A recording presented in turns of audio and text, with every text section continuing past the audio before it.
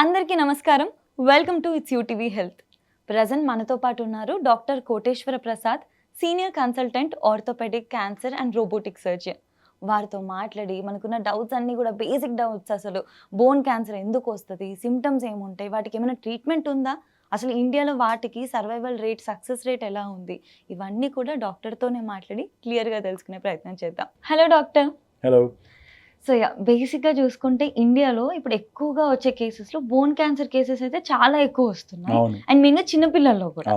ఎందుకు అసలు ఇవన్నీ కేసెస్ మనకి ఎక్కువ అవుతున్నాయి, అండ్ ముఖ్యంగా అసలు బోన్ క్యాన్సర్ అంటే ఏంటి, అది ఒకసారి క్లియర్. సో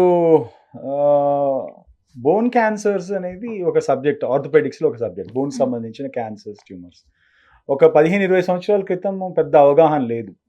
అవగాహన ఉన్నా కానీ క్యాన్సర్ వచ్చింది అని అంటే ఒక ట్యాబు. క్యాన్సర్ వచ్చిందంటే మామూలుగా ట్రీట్మెంట్ ఇచ్చినా తీసుకున్నా తీసుకోపోయినా మనుషులు చచ్చిపోవటం అనేది ఒక కైండ్ ఆఫ్ గివప్ చేసేస్తారు. ఫ్యామిలీ కూడా సరే క్యాన్సర్ వచ్చింది ఎప్పుడైనా అవ్వచ్చు అనేది. బట్ లాస్ట్ 20 సంవత్సరాల్లో bone cancers especially most important thing ఏంటంటే బోన్ క్యాన్సర్స్ పిల్లల్లో ఎక్కువ రావటం. అన్ఫార్చునేట్లీ పిల్లల్లో వస్తాయి. అండ్ ఆ వచ్చే ట్యూమర్స్ ఏమైతే ఉన్నాయో చాలా అగ్రెసివ్ ఉంటాయి. మనం సరైన టైంలో వాటిని డిటెక్ట్ చేయకపోతే విత్ ఇన్ 1 month 2 months మనం ట్యూమర్ అనేది శరీరం అంతా పాకటము, పిల్లలు చనిపోవటం కూడా జరుగుతుంది అనమాట. సో అందుకని చాలా ఇంపార్టెంట్ ఏంటంటే ఈ బోన్ ట్యూమర్స్ని తెలుసుకుంటాం. సో తెలుసుకొని మనము వెంటనే దానికి రెస్పాండ్ అవటం. సో దానికి చాలా రీజన్స్ ఉన్నాయి. బోన్ ట్యూమర్స్ ఎందుకు మన దేశంలో ఎక్కువ పెరుగుతున్నాయి అని అంటే, మనం చాలా త్వరగా ఈ పాశ్చాత్య అంటే అడాప్ట్ చేసుకుంటున్నాం. వాళ్ళ ఫుడ్, వాళ్ళ లైఫ్ స్టైల్ అన్ని అడాప్ట్ చేసుకుంటున్నాం. వెస్ట్రన్ కల్చర్ వెస్టర్నైజ్ అయిపోవటం. మనం food, pizzas, burgers, frozen foods అన్నీ ఇప్పుడు మన ఫ్రిడ్జ్ ఓపెన్ చేస్తే మొత్తం అన్ని ఫ్రోజన్ ఫుడ్స్ ఇవన్నీ ఉంటున్నాయి. సో దీనివల్ల ఐ థింక్ ఓవరాల్ మన ఇన్ఫ్యాక్ట్ పెస్టిసైడ్స్ కూడా, ఫుడ్లో ఎక్కువ పెస్టిసైడ్స్ అవి వాడటం వల్ల కూడా ఎయిర్ క్వాలిటీ తగ్గిపోవటం వల్ల మేబీ జెనెటిక్గా ఓవరాల్ చాలా చేంజ్ వచ్చింది. అవేర్నెస్ కూడా వచ్చింది. రావడం వల్ల ఈ బోన్ క్యాన్సర్స్, బోన్ ట్యూమర్స్ గురించి ఎక్కువ ఇప్పుడు ఫోకస్ చేయడం జరుగుతుంది. ఈ ఇయర్ ఆల్మోస్ట్ 42 లక్షల మంది క్యాన్సర్ పేషెంట్స్ ఇండియాలో డిటెక్ట్ అయ్యారు. 42 lakh people. It's all because life style change అవ్వడము, ఎన్వైరన్మెంటల్ చేంజెస్. అంతే కదా. సో అందుకని బోన్ ట్యూమర్స్ ని ఎర్లీగా డిటెక్ట్ చేయడం చాలా చాలా ఇంపార్టెంట్. పిల్లల్లో ఎస్పెషలీ పిల్లల గురించి మాట్లాడుకుందాం. పిల్లలు జనరల్గా ఆడుకునే పిల్లలు 5 ఏళ్ళ నుంచి 7 ఏళ్ళ వయసులో వాళ్ళకి ఒక ట్యూమర్, బోన్ ట్యూమర్ వస్తుంది, సార్కోమా అంటాం. చాలా డేంజరస్ ట్యూమర్ అది. పిల్లలు ఏదో ఆడుకుంటూ స్కూల్కి వెళ్ళి ఇంటికి వచ్చి మమ్మీ పడిపోయాను, లేకపోతే చిన్న దెబ్బ తగిలింది, నొప్పి వచ్చింది అంటే మనం ఎవరు పెద్ద కేర్ చేయము కదా. ఏదో మందిస్తాము, లేకపోతే టాబ్లెట్ ఇస్తాము, లేకపోతే వేడి నీళ్ళు కాపడం పెడతాం, చేస్తాం. కానీ అది ఒక 2 రోజులకి కూడా తగ్గదు, వారంకి కూడా తగ్గదు. వారం తర్వాత చూస్తే కొంచెం వాపు రావటము, మైల్డ్గా అక్కడ లోకల్గా రియాక్షన్, స్కిన్ రియాక్షన్ రావటం, ఎరుపు అవటం, ఇవన్నీ కూడా ఏంటి అని అంటే పేరెంట్స్గా పెద్ద గ్రహించలేకపోవచ్చు. ఇన్ఫ్యాక్ట్ ఐరనీ ఏంటి అని అంటే డాక్టర్స్ కూడా గ్రహించలేరు దీన్ని. సో ఒక సామెత ఉంది, what mind doesn't know eyes can't see అంటారు. అవును కదా, మనకి బ్రెయిన్ కి తెలియని సబ్జెక్ట్ మన కళ్ళ ముందు కనిపించినా ఏదో అనుకుంటాం అది. సో సేమ్ వే మనం ఇప్పుడు ఒక ఆర్థోపెడిక్ సర్జన్కి వెళ్ళినా ఆయన ఒక ఎక్స్రే తీసి చూసి వెంటనే ఏం లేదు బాగానే ఉంది అని ఆయన కూడా మందులు రాసి, ఇది నేను లిటరల్గా ఒక 2-3 ఇన్సిడెన్సెస్ నేను చూశాను.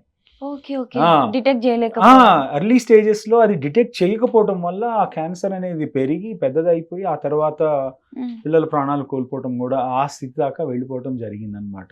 సో కాబట్టి పిల్లలు కంటిన్యూస్గా ఏదైనా కంప్లైంట్ చేస్తున్నారంటే డోంట్ నెగ్లెక్ట్ దేర్ కంప్లైంట్.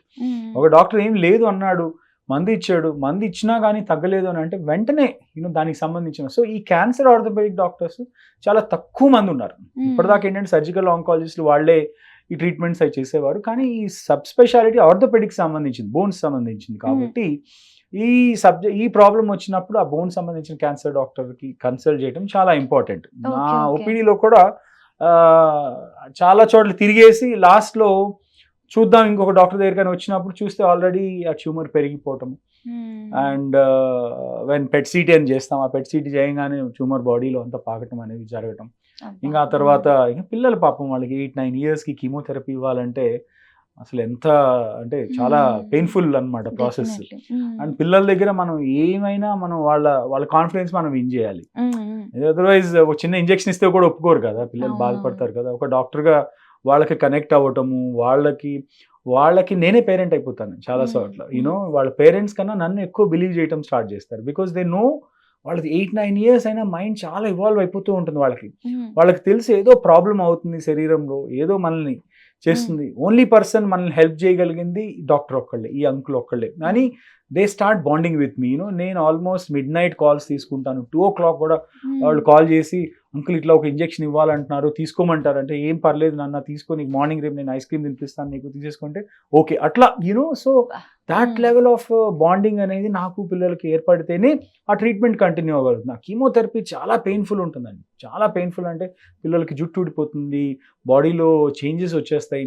వాళ్ళకి సడన్గా అవన్నీ యాక్సెప్ట్ చేయలేరు. ఒక అడల్టే ఇలాంటివి వస్తే యాక్సెప్ట్ చేయలేరు. పిల్లలు పాపం వాళ్ళు అంత చిన్న వయసులో యాక్సెప్ట్ చేయడం, మళ్ళీ ఒక మేజర్ సర్జరీ చేసి ఆ ట్యూమర్ భాగాన్ని తొలగించి దాంట్లో ఇంకొకటి రీప్లేస్ చేయటము, ఇవన్నీ కూడా ఇది నెక్స్ట్ టాపిక్లో మనం ఈ ట్యూమర్ సర్జరీస్ ఏంటి, 3D టెక్నాలజీ, ఈ పిల్లల్లో వాడే బోన్ క్యాన్సర్స్లో వాడే టెక్నాలజీ గురించి కూడా మాట్లాడుకుందాం మనం. సో బేసిక్గా బోన్ ట్యూమర్స్ క్యాన్సర్స్కి వస్తే ఆహార పద్ధతులు మార్చుకోవటం చాలా ఇంపార్టెంట్. ఇంట్లో ఫుడ్ తినాలి, ఫ్రెష్లీ కుక్డ్ ఫుడ్స్ తినాలి, no frozen meats, no frozen foods, no junk foods. ఈ అన్ని రకాల అంటే ఇప్పుడు ఎక్కడ ఏ మాల్కి వెళ్ళినా క్యూలు కట్టి జంక్ ఫుడ్స్ తింటున్నాం.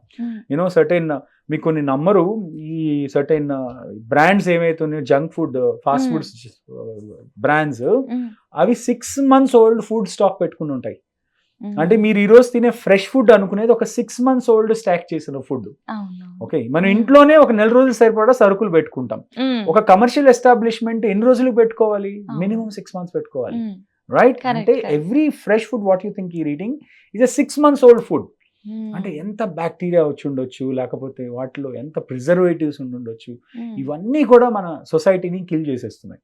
సో ఇండియా లాంటి ఒక beautiful country with largely young population వస్తున్న కంట్రీ, మనం ఈ జంక్ ఫుడ్ బారిన పడి ఆరోగ్యాలు పాడు చేసుకొని ఈ జెనెటిక్ మార్పులు రావటం, క్యాన్సర్స్ ఇవన్నీ పెరగటం అనేది వెరీ అన్ఫార్చునేట్. కాకపోతే ఏంటంటే ప్రజలు కొంచెం అప్రమత్తంగా ఉండి పిల్లల్ని అట్లీస్ట్ ప్రాపర్గా ఫుడ్ ఇవ్వటం, బయట ఫుడ్ తినకుండా అవాయిడ్ చేయించడం, ఇవన్నీ చేసుకుంటూ స్క్రీనింగ్ చేయించుకోవటం ఇంపార్టెంట్. ఏదైనా ఇష్యూ ఉందంటే వెంటనే సరైన డాక్టర్ దగ్గరికి వెళ్ళి స్క్రీన్ చేయించుకోవటం, ఇది చాలా ఇంపార్టెంట్. ఇది బేసిక్ గా చిన్న పిల్లలకి ఎక్కువ రావడానికి రీజన్ వాళ్ళకి ఇమ్యూనిటీ తక్కువ ఉండడం. నో అదేం కాదు, ఇట్స్ జెనెటిక్. సో జీన్స్ లో మార్పులు వచ్చినాయి. ఓవరాల్ మన జీన్ కూడా, హ్యూమన్ జీన్ కూడా మారిపోతుంది కదా. మీరు ఇప్పుడు మన హ్యూమన్ ఇవల్యూషన్ చూస్తే మనం ఏ చింపాంజీ లాగానో గొరిల్లాస్ లాగానో ఉన్నాం, చింపాంజీస్ ఐ గెస్. మనం అక్కడి నుంచి ఈ రోజు ఈ ఫామ్ కి వచ్చాం. Maybe after 50 million years, after 100 million years from today, maybe మీ అంటే మనిషి అనేవాడు వేరే రకంగా కనిపించవచ్చు. అవునవును, అది ఎలా అవుతుంది అనేది మనకి చేంజ్ అయ్యాం కదా. ఇప్పుడు 50 million years బ్యాక్ మనిషి పుట్టుక దగ్గర నుంచి చూస్తే ఇప్పటికి మనిషి చాలా మారిపోయాడు. చింపాంజీ నుంచి ఇప్పుడు మనం ఈ ఫామ్ లో ఉన్నాం కదా. 50 million తర్వాత ఎట్లా అయిపోతాము మనం? So it's like we are evolving అంటే మనం ఎక్స్టర్నల్ గా ఇవాల్వ్ అవ్వట్లేదు, జెనెటిక్ గా ఇవాల్వ్ అవుతున్నాం. ఈ జీన్ ఇవల్యూషన్ అనేది is happening continuously. Of course దాని ఇన్ఫ్లుయెన్సెస్ ఏంటి అని అంటే మనం తినే ఆహారం, పీల్చే గాలి, తాగే నీరు, లైఫ్ స్టైల్, ఇవన్నీ కూడా ఇన్ఫ్లుయెన్స్ అవుతున్నాయి. కరెక్ట్. సో ఇంకా బయట థింగ్స్ ని మనం చేంజ్ చేయలేం కాబట్టి మన సైడ్ నుంచి మనం చేయగలిగే హెల్తీ లైఫ్ స్టైల్ ని అడాప్ట్ చేసుకోవడం, ఫిట్నెస్ కి, ఫుడ్ కి, ఇట్లాంటి వాటికి ఇవ్వాలి. అండ్ ఇంకొకటి ఏంటి అంటే ఎర్లీగా డిటెక్ట్ చేస్తే బెస్ట్ అని అన్నారు. చిన్న పిల్లలు ఏమైనా ప్రాబ్లమ్ వస్తే డాక్టర్ కి ఇమీడియట్ గా చూపించడం ఓకే. నార్మల్ గా ఇన్ జనరల్ గా చూసుకుంటే ఏం సిమ్టమ్స్ ఉంటాయి ఐడెంటిఫై చేయడానికి?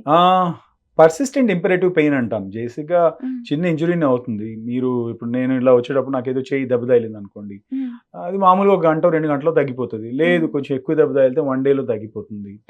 ఇంకొంచెం ఎక్కువ తగిలిందంటే మనం డాక్టర్ దగ్గరికి వెళ్తే మందులు ఇస్తాం, 1 వారంలో తగ్గిపోతుంది. ఈ వారంలో కూడా మనం మందులు వేసినా తగ్గకపోవటం, పెయిన్ అనేది గ్రాడ్యువల్గా పెరగటము, ఇవన్నీ కూడా సైన్స్. పెయిన్ తగ్గదు, పెయిన్ పెరుగుతుంది. ఓకే, అండ్ లోకల్గా ఎక్కడైతే పెయిన్ అని కంప్లైంట్ చేస్తున్నారో అక్కడ స్కిన్ మార్పులు వస్తాయి. స్లోగా స్వెల్లింగ్ స్టార్ట్ అవుతుంది. స్వెల్లింగ్ స్టార్ట్ అయిన తర్వాత స్కిన్ లో రెడ్నెస్ వస్తుంది. ఇవన్నీ కూడా ఇన్ఫ్లమేటరీ సైన్స్. ఎందుకంటే బోన్ అనేది రియాక్ట్ అవుతుంది లోపల. Every reaction, every day there is a change in the anatomy. So ఇవన్నీ కూడా సైన్స్. అదే చెప్తున్నాను కదా, ఇవి యాజ్ పేరెంట్స్ గ్రహించలేకపోవచ్చు, కానీ వాళ్ళు అలాంటి సిమ్టమ్స్ ఉన్నప్పుడు వెంటనే డాక్టర్ దగ్గర తీసుకెళ్ళారు. ఒకళ్ళు కాకపోతే ఇద్దరు కాకపోతే కంటే ప్రాపర్ డాక్టర్. ఇప్పుడు నా స్పెషాలిటీలో నేను అదే చెప్తాను. చాలా మంది ఆర్థోపెడిక్ సర్జన్స్ కి ఎక్స్రే చూస్తే అది నార్మల్ అనిపిస్తుంది, బట్ నాకు అది నార్మల్గా అనిపించదు. బికాస్ నేను నేర్చుకున్న ఆ సబ్జెక్ట్ కాబట్టి నేను ఎప్పుడు ఆ ప్రాబ్లం ఎక్కడుందనే చూస్తాను అనమాట. ఓకే. సో అట్లా specialist opinion is important. Definitely. ఎందుకంటే చూపించుకున్నామని పేషెంట్స్ కాన్ఫిడెంట్ గా ఉంటారు ఏం లేదు అని చెప్పేసి. అది వెరీ అన్ఫార్చునేట్ కదా, ఒకవేళ ఎర్లీగా చూపించుకున్నప్పటికీ ఐడెంటిఫై చేయలేకపోతే. ఎంతో మంది పిల్లలు మన కళ్ళ ముందు వెళ్ళిపోవటం ఇస్ చాలా బాధాకరమైన విషయం అన్నమాట. అంటే ఇంకా అదే చెప్తున్నాను కదా, పేరెంట్స్ కన్నా ఎక్కువ మనల్ని ప్రేమిస్తూ స్టార్ట్ చేసినప్పుడు మనకి వాళ్ళకి ఒక బాండింగ్ ఏర్పడిపోతుంది అనమాట. ఆ బాండింగ్ ఏర్పడినప్పుడు మనం ఇంత చదువుకొని ఇంత చేసి ఏం చేయలేకపోతున్నాం అన్న ఒక వెలితి ఉంటుంది. బట్ ఫైన్, ఓకే, మనం మనిషిగా మనం చేయగలిగింది మన నాలెడ్జ్తో మనం హెల్ప్ చేయగలిగింది చేస్తున్నాం. అట్లీస్ట్ 100 మంది పిల్లల్ని 100 మందిలో మనం ఒక 10 మందిని సేవ్ చేయలేకపోవచ్చు, కానీ 90 మందిని సేవ్ చేయగలుగుతున్నాం కదా. So that's what is all about the profession. And మీ ప్రొఫెషన్లో చూసుకుంటే మెయిన్గా ఈ కైండ్ ఆఫ్ థింగ్స్లో ఏ కైండ్ ఆఫ్ ఛాలెంజెస్ ఉంటాయి? అంటే పిల్లలతో బాండింగ్ని కనెక్ట్ అది క్రియేట్ చేసుకోవాలి అంటే. మెయిన్ ఇండియాలో నాకు వచ్చిన మెయిన్ సమస్య ఏంటి అని అంటే ట్రీట్మెంట్స్ ఎక్స్పెన్సివ్ అవటం వల్ల. నేను ఇండియా వచ్చిన తర్వాత మెయిన్గా ఒక సర్జరీ ఫస్ట్ చేయాలనుకున్న సర్జరీ నాకు 35 లక్షలు కాస్ట్ అయింది. 35 lakhs. లక్కీగా వాళ్ళ దగ్గర డబ్బు ఉంది, అఫోర్డబిలిటీ ఉండింది కాబట్టి వాళ్ళు ఖర్చు పెట్టుకోగలిగారు. పాపం రోజు పని చేసుకునే వాళ్ళు, లేకపోతే ఒక మిడిల్ క్లాస్ ఫ్యామిలీ నుంచి వచ్చేవాళ్ళు 35 లక్షలు ఎక్కడి నుంచి అండి? 35 లక్షలు అనేది ఇట్స్ డ్రీమ్, ఇంపాసిబుల్.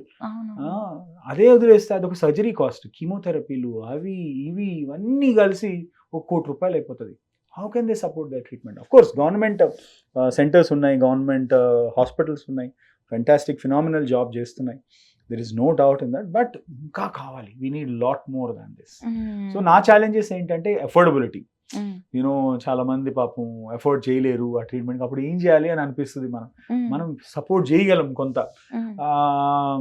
బట్ ఈ మధ్య క్రౌడ్ ఫండింగ్లని అవి ఇవన్నీ వచ్చినాయి, కానీ బట్ అవి కూడా వాళ్ళు ఎంత జెన్యున్గా చేస్తున్నారు అనేది అన్ఫార్చునేట్లీ ఇండియాలో ప్రతి సిస్టమ్ కరప్ట్ అయిపోతుంది. ఏ సిస్టమ్ క్లీన్గా ఉండాలో ఆ సిస్టమ్స్ అన్నింటి కరప్ట్ చేసి పడేస్తున్నారు. జ్యుడిషియల్ సిస్టమ్ క్లీన్గా ఉండాలని జ్యుడిషియల్ సిస్టమ్ ఈజ్ కరప్ట్, లేకపోతే లా అండ్ ఆర్డర్ ఇదిగా ఉండాలి అది కరప్ట్, మెడికల్ సిస్టమ్ ఫెయిర్గా ఉండాల్సిన medical system is corrupted. A system క్లీన్గా ఉంది? రేపు నిజంగా ప్రాబ్లం ఉన్న వాడికి ఒక క్రౌడ్ ఫండింగ్ చేసి ఒక కంపెనీ వాడు నిజంగా డబ్బులు కలెక్ట్ చేసి నేను వీడికి ఇస్తున్నాడు అంటే లేదు, వాడు ఎత్తుకొని పోతే విల్ లూజ్ ట్రస్ట్. నిజంగా నెక్స్ట్ టైం ఎవరికైనా నిజమైన అవసరం ఉన్నప్పుడు మనం నమ్మం కూడా అప్పుడు. God save us. ఇంకొకటి స్క్రీనింగ్ గురించి అన్నారు కదా, ఎర్లీగా స్క్రీనింగ్ చేయించుకోవడం ఇలాగా. అసలు వీటికి ఏ కైండ్ ఆఫ్ టెస్ట్ చేయించుకోవాలి, స్క్రీనింగ్ అసలు ఎలా చేయించుకోవాలి అండ్ ఎంత ఫ్రీక్వెంట్ గా చేయించుకోవాలి?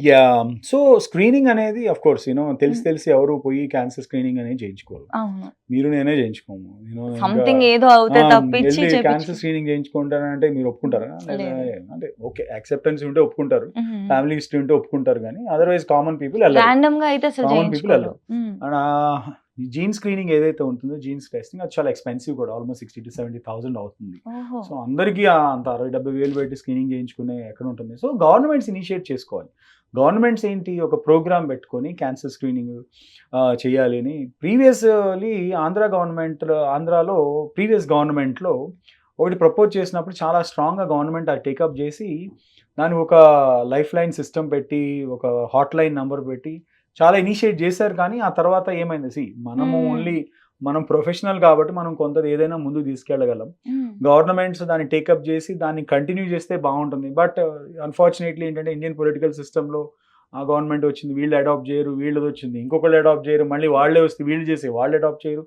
ఇది సర్కిల్ ఆఫ్ లైఫ్, అంటే circle of problems, not life. So ఈ సిస్టంలో ఏమవుతుంది అంటే ఏది ఎవరికి సరిగ్గా చేరదు అప్పుడు. So but I feel government, central government కానీ ఎవరైనా స్ట్రాంగ్గా వీటిని స్క్రీనింగ్ సిస్టమ్స్ ఇంప్లిమెంట్ చేసి గవర్నమెంట్ హాస్పిటల్స్ అని అట్లీస్ట్ ప్రతి గవర్నమెంట్ హాస్పిటల్లో ఒక టెస్టింగ్ సెంటర్ ఉండాలి, ఒక స్క్రీనింగ్ సెంటర్ ఉండాలి. ఎవరికైనా డౌట్ ఉంటే వెళ్ళి గెట్ ఇట్ డన్.